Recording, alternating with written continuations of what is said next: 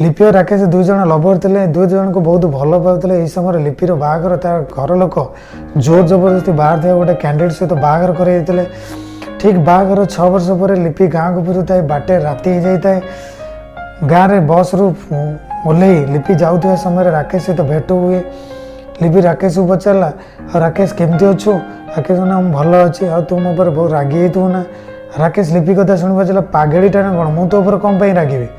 आउ मु भगवान डाकी मो लिपि की बहुत खुशी रखु। यही समय लिपि और राकेश दुई जन कथा ही जाऊा समय लिपिर घर बाटर पड़गला। राकेश लिपि पचारा ठीक अच्छे तू एबे बर्तमान घर को जा आ मु आसुची। लिपि जो घर को जाई देखे तो समस्ते तापाई व्यस्त हो जाते।